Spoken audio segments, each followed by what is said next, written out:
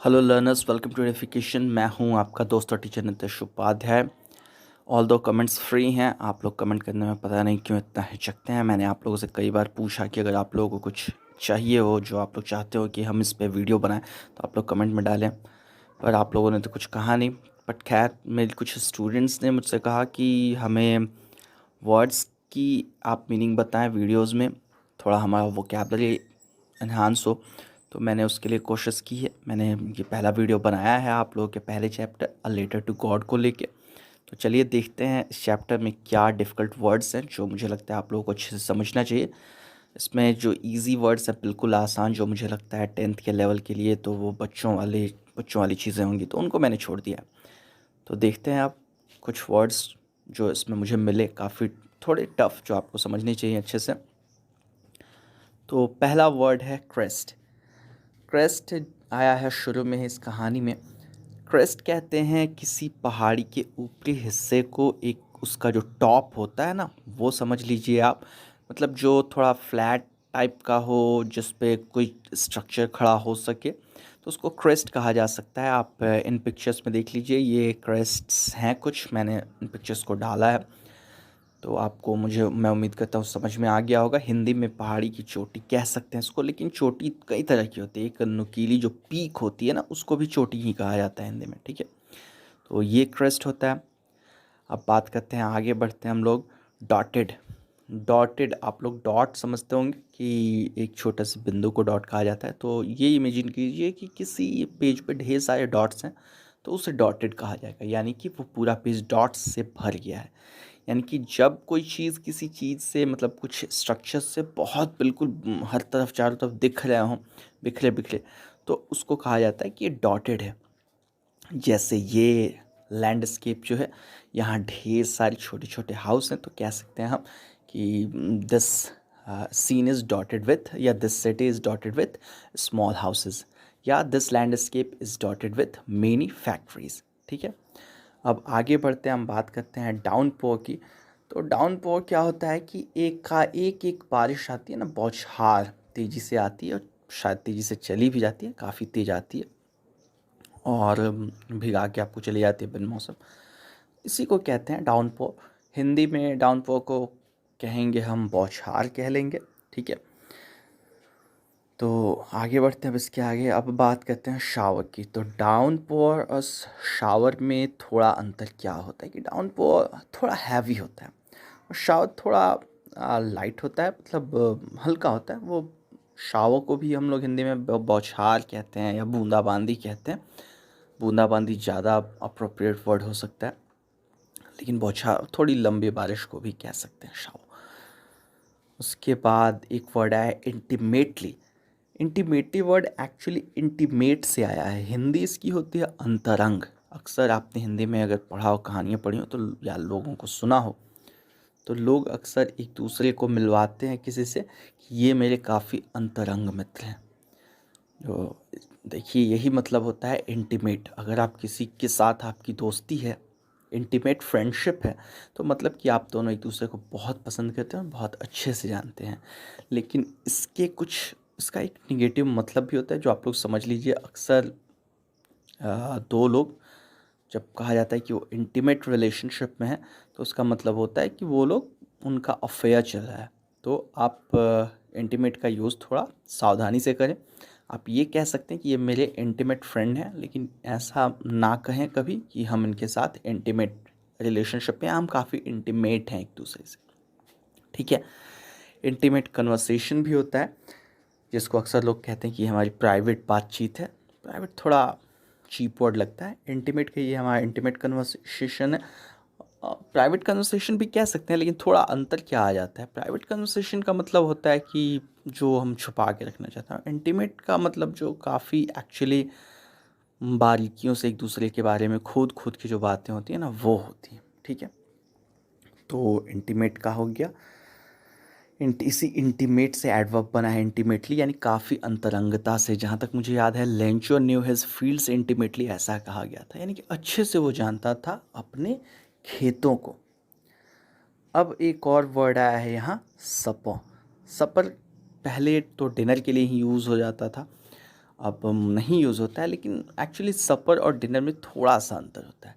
सपर बिल्कुल जो रात में सोने से आधा घंटा 1 घंटा पहले लोग खा लेते हैं, खा के सोने चले जाते हैं, तो उसको सपर कहा जा सकता है आज भी। लेकिन अब इसका यूज़ कम ही होता है, अब तो रात के खाने को डिनर ही कहा जाता है। और इस कहानी में भी जहाँ तक मुझे याद है, आप लोगों ने देखा होगा कि सपर और डिनर का बिल्कुल 1-2 सेंटेंसेस के आसपास यूज़ हुआ है और एक ही चीज़ के लिए यूज़ हुआ है। शायद कुछ ऐसा था कि वो तैयार कर रही थी, लिखा गया है कि he was preparing supper, but वो जब प्रिपेयर कर लेती है लेंचो की बीवी, तो वो बच्चों को आवाज़ दे के बुलाती है कि आ जाओ डिनर रेडी है, ऐसा कुछ था। तो वहाँ भी एक ही सेंस में यूज़ हुआ है दोनों का। उसके बाद अगले वर्ड पे हम लोग बढ़ते हैं प्रेडिक्ट पे। प्रेडिक्टेड है कहानी में आया हुआ, जो कि एक्चुअली प्रेडिक्ट का ही पास्ट है। प्रेडिक्ट जब हम लोग करते हैं किसी चीज़ को, तो हम लोग एक तरीके से भविष्यवाणी करते हैं कि ये होगा, ठीक है। बहुत से लोगों ने प्रेडिक्ट किया था कि कोरोना इतने वक्त में ख़त्म हो जाएगा, हालांकि वैसा होता दिख नहीं रहा, लेकिन ये होती है भविष्यवाणी, प्रेडिक्शन। प्रेडिक्शन होती है भविष्यवाणी। प्रेडिक्ट यानी वो कहना, भविष्यवाणी करना, वो प्रेडिक्ट होता है।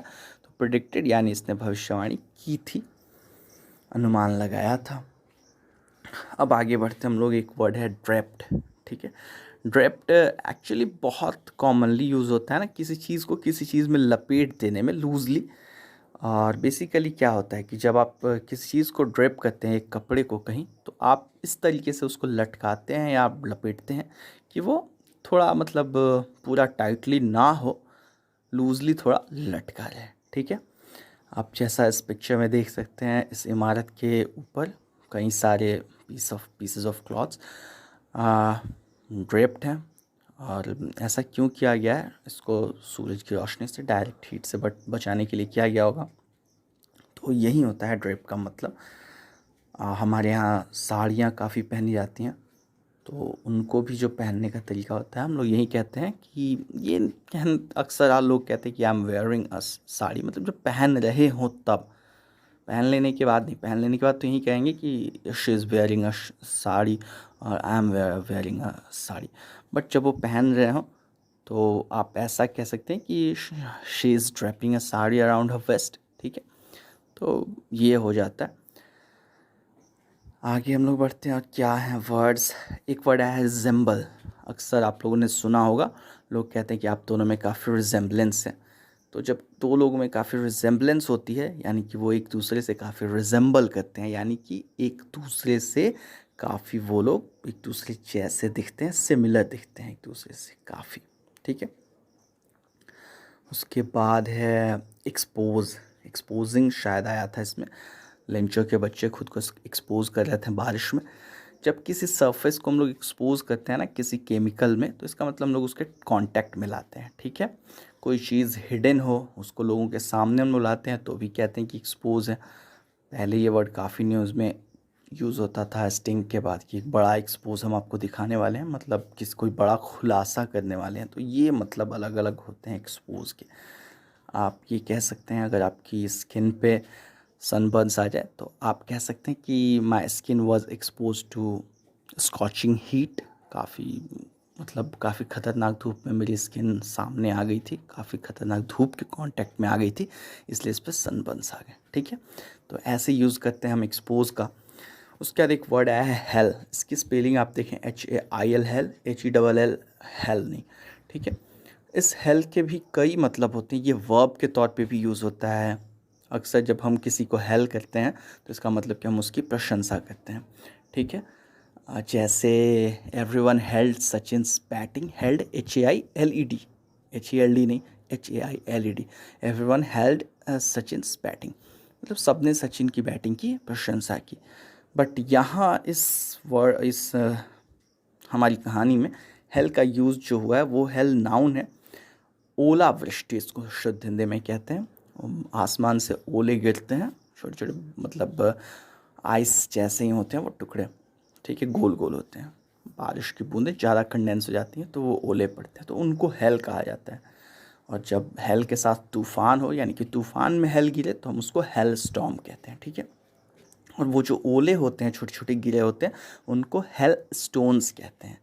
हेल उनका गिरना, जैसे बारिश है रेन, और उसकी जो बूंदें होती हैं उनको रेन ड्रॉप्स कहते हैं। वैसे ही जो ओले गिरने की जो उसका प्रोसेस है उसको कहेंगे हेल, और जो गिरे हैं ओले उनको कहेंगे हम हेल स्टोन्स। ठीक है, तो ये चीज़ें आप ध्यान में रखें, छोटे छोटे डिफरेंसेस ज़रूर ध्यान में रखें। उसके बाद आया है एक वर्ड हार्टली। हार्टिली पढ़ते हैं इसको। तो क्या है कि ये एडवर्ब है, लास्ट में एल दिख ही रहा होगा आपको, आप समझ गए होंगे कि ये एडवर्ब है। हार्टली जब हम किसी काम को करते हैं ना तो खुल के करते हैं, एकदम इंजॉय करके करते हैं। खासकर लोग हार्टली लाफ करते हैं, हार्टली हंसते हैं, हार्टली गाते हैं, हार्टली डांस करते हैं। तो ये चीज़ें होती हैं। हार्टली का यूज़ ऐसे ही होता है, आप कह सकते हैं शी वॉज लाफिंग हार्टली, वो काफ़ी खुल के हंस रही थी। फिर एक वर्ड आया है एमिएबल। एक वर्ड एमिकेबल भी होता है, इसके जैसा ही होता है। ठीक है, तो आप लोग ऐसा ना समझे कि कहीं टाइपिंग एरर की वजह से वो सी छूट जाता है तो एमिएबल हो जाता है। दोनों अलग वर्ड्स हैं लेकिन मीनिंग उनकी सेम होती है। एमिएबल कहा जाता है ना किसी ऐसे इंसान को जो बड़ा दोस्ताना हो। दोस्ताना मतलब जो सबसे अच्छे से बातें करे, सबके साथ अच्छा व्यवहार करे, तो हम कहते हैं वो काफ़ी एमिएबल पर्सन है। ठीक है, तो ये आप लोग ध्यान में रखें। आपका कोई मतलब कोई इंसान हो जो बहुत क्लोज नहीं हो फ्रेंड, फिर भी वो सबसे अच्छे से बात करता है, तो आप कहेंगे आप वो बड़े amiable person, he is an amiable person. ठीक, अगला वर्ड है कॉरस्पॉन्डेंस। कॉरस्पॉन्डेंस आप लोगों ने शायद पता नहीं लोगों के मुंह से सुना हो या नहीं। हम लोग जब छोटे थे तो काफ़ी सुनते थे कि फ़लाने आदमी, खासकर लड़कियां, क्योंकि पहले लड़कियों को इतना ज़्यादा बाहर नहीं पढ़ने देते थे लोग, वो कहते थे कि मेरी बेटी कॉरस्पॉन्डेंस से बीए करी, या मेरी बेटी कॉरस्पॉन्डेंस से लाइब्रेरियन का कोर्स करी। तो वो क्या होता था कॉरस्पॉन्डेंस? वो पत्राचार होता है, उसमें चिट्ठियाँ लोग भेजते हैं एक दूसरे को। जब आप कहते हैं कि आपका किसी से कॉरस्पॉन्डेंस है तो इसका मतलब आप उनको चिट्ठियाँ भेजते हैं, उनकी चिट्ठियाँ आप तक आती हैं। ठीक है, तो ऐसे हम लोग यूज़ करते हैं कॉरस्पॉन्डेंस का। कॉरस्पॉन्डेंस एड्रेस होता है, वो एड्रेस जिस पे चिट्ठियाँ भेजी जा सकती हैं, तो इस मतलब को ध्यान में रखें। उसके बाद आगे एक वर्ड है एविडेंट। एविडेंट का मतलब होता है, हिंदी शुद्ध कहा जाएगा तो स्पष्ट। आप लोगों ने एक वर्ड सुना होगा एविडेंस। एविडेंस का मतलब होता है सबूत। आपको किसी चीज़ का सबूत मिल जाए यानी कि वो स्पष्ट हो गई, एविडेंस मिल जाए तो वो चीज़ एविडेंट है। ठीक है, ऐसा ही कुछ याद रखने के लिए ये अच्छा रहेगा। जब कोई चीज़ बिल्कुल आपको दिख रहा हो, क्लियर दिख रहा हो कि यही बात सही है, तो आप कहेंगे कि ये तो बिल्कुल एविडेंट है। जैसे किसी टीम के, हमारी इंडियन टीम के पूरे 10 विकेट्स बचे हों और 20 ओवर्स में 35-40 रन बनाने हों, तो आप कह सकते हैं कि एविडेंट है कि इंडिया जीत रही है। It is evident that India is winning. हालांकि हो सकता है, कुछ भी हो सकता है, बट आप ये कह सकते हैं। इसके अलावा और भी बहुत सी चीज़ें हैं। आपका कोई दोस्त है जो कहीं और जा रहा है, मतलब जो पहले, ऐसे समझें, दूसरी चीज़ मैं समझाता हूँ। आपका कोई दोस्त है जो पहले पढ़ने में काफ़ी अच्छा था और इधर पढ़ने में काफ़ी कमज़ोर हो गया है, उसका ध्यान नहीं लग रहा है, तो आप कह सकते हैं कि it is evident that you are not working hard. Evident है, स्पष्ट है कि तुम मेहनत नहीं कर रहे हो। या it is evident that you lack focus, कि ये स्पष्ट है कि तुम में फोकस की कमी आ गई है। ठीक है, तो इस चीज़ का यूज़ करते हैं एविडेंट, स्पष्ट, क्लियर, जिसको लोग कहते हैं बड़ा क्लियर है कि ये ऐसा हो रहा है। ठीक है, तो क्लियर की जगह आप एविडेंट का यूज़ करें। उसके बाद एक वर्ड है स्टक। स्टिक का ये पास्ट पार्टिसिपल है। स्टिक वो छड़ी वाली नहीं, स्टिक का मतलब होता है ना किसी चीज़ को चिपकाना या किसी चीज़ से चिपक जाना। ठीक है, I am sticking in this situation, I got stuck in this situation. अक्सर लोग कहते हैं I got stuck in traffic, मैं ट्रैफिक में फंस गया। ठीक है, एक्चुअली जब हम किसी बुरी सिचुएशन में फंस जाते हैं तो हम स्टक का यूज़ कर देते हैं। ठीक है, तो ऐसे आप लोग यूज़ करें स्टक का। वैसे स्टिक का मतलब चिपकाना, स्टक का मतलब चिपका हुआ भी हो सकता है। आप किसी रेजोल्यूशन से भी स्टक कर सकते हैं, स्टिक कर सकते हैं, मतलब आप कह सकते हैं कि I am stuck to my decision. ठीक है, यानी कि मैं इस पे अटल हूँ, इस इरादे पे, मैं इससे हिलूँगा नहीं। जब कोई इंसान किसी पर्टिकुलर पोजीशन में स्टक हो तो वो वहाँ से हटता नहीं है, ऐसा हम लोग कह सकते हैं। जैसा मैंने अभी कहा कि I was stuck in traffic, मैं जाम में फंसा हुआ था, ट्रैफिक जैम, ठीक है, मैं उसमें फंसा हुआ था और निकलने के कहीं कोई रास्ते थे नहीं, मैं बहुत देर तक फंसा रहा, ठीक है। आगे बढ़ते हैं अगले वर्ड को लेके, ऑब्लाइज्ड है ये वर्ड। ऑब्लाइज का मतलब होता है ना किसी चीज़ की तरफ कुछ काम करना या किसी चीज़ की तरफ अपना मजबूरी दिखाना, मतलब वो मेरी रिस्पॉन्सिबिलिटी है ऐसा। लेकिन ऑब्लाइज्ड का यूज़ बहुत मतलब बहुत अलग अलग जगहों पे होता है। यहाँ जो ऑब्लाइज्ड आया था वो था कि देवर ऑब्लाइज्ड टू हेल्प, कुछ ऐसा था, या देवर ऑब्लाइज्ड टू कंट्रीब्यूट। जब पोस्ट मास्टर साहब पैसे इकट्ठा कर रहे थे लेंचों को देने के लिए, तब शायद ये वर्ड आया था। तो ऐसे केसेस में आता है, आप कह सकते हैं किसी से जब कोई कहे I am thankful of your help, ऐसा कुछ, तो आप कह सकते हैं कि I am obliged to help you. मतलब ऑब्लाइज्ड का मतलब कि मुझे इस चीज़ को करके एक तरीके से खुशी या सेटिस्फैक्शन मिल रहा है। अगर आप कहते हैं कि आई एम ऑब्लाइज्ड, ठीक है, तो मतलब ऐसा लग रहा है कि हाँ मुझे ये काम करके, आप कहना चाह रहे हैं कि मुझे ये काम करके खुशी हुई। तो वहाँ जो था ना कि they were more than oblige to help, नहीं sorry, they were oblige to help या कंट्रीब्यूट, तो उनको कंट्रीब्यूट करके खुशी हो रही थी या पैसे दे के हेल्प करके खुशी हो रही थी, तो इस सेंस में ऑब्लाइज्ड का यूज़ होता है, ठीक है। उसके बाद बात करते हैं कंटेंटमेंट की। कंटेंटमेंट एक ऐसी फीलिंग होती है ना हिंदी में जिसको संतोष कहा जाता है। खुश होते हैं आप, अंदर से संतोष होता है आपको कि आपने कुछ अच्छा काम किया था, उसका अच्छा रिजल्ट आ रहा है, तो वो फीलिंग होती है कंटेंटमेंट, ठीक है। उसके बाद अगला वर्ड आया है deed. Deed good deed basically हम लोग यूज़ करते हैं या बैड डीड यूज़ करते हैं, ज़्यादा तो गुड डीड ही हम लोग यूज़ करते हैं। आपने दिन में कोई अच्छा काम किया तो हम लोग कहते हैं कि ये आपका good deed of the day था, it was your good deed of the day, ठीक। बैड डीड में भी लोग यूज़ करते हैं अच्छे कर्म बुरे कर्म, तो इसको याद रखें आप। और वैसे एक और डीड होती है, लीगल होता है ये डॉक्यूमेंट, सेल डीड जिसको कहा जाता है, वो ज़मीन जायदाद से जुड़े कागज़ होते हैं, ज़मीन या किसी बिल्डिंग से, ठीक है।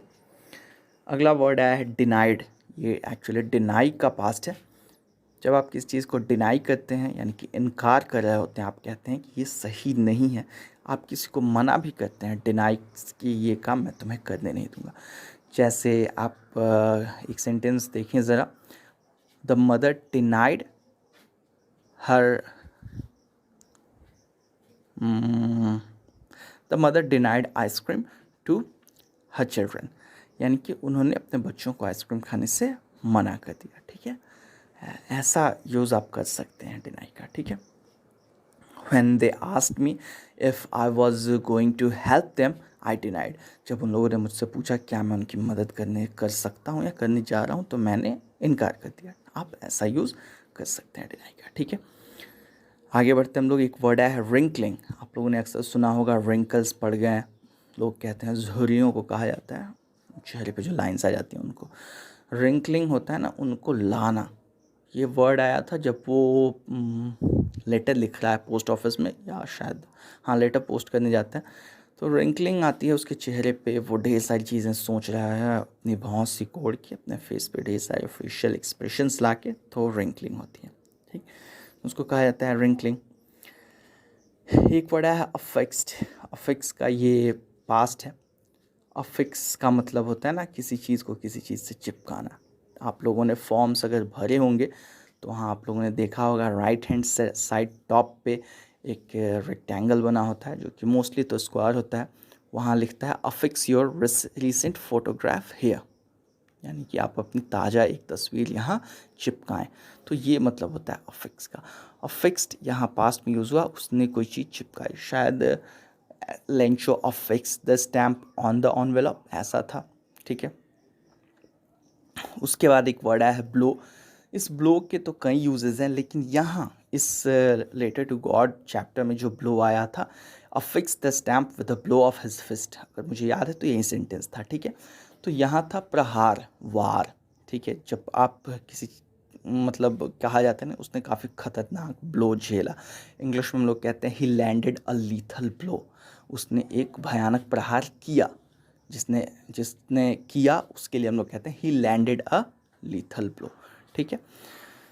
किसी खतरनाक हथियार से, मतलब बेसिकली ये नहीं कि आपने जोर से गोली मार दी तो वो ब्लो हुआ, कर सकते हैं, लेकिन आपने कोई ऐसा कॉन्टैक्ट वेपन्स जो होते हैं ना, क्लोज कॉम्बैट वेपन्स, क्लब वगैरह, मेसेज वगैरह, उनसे किसी के ऊपर मारना तो वो आप कहते हैं ब्लो।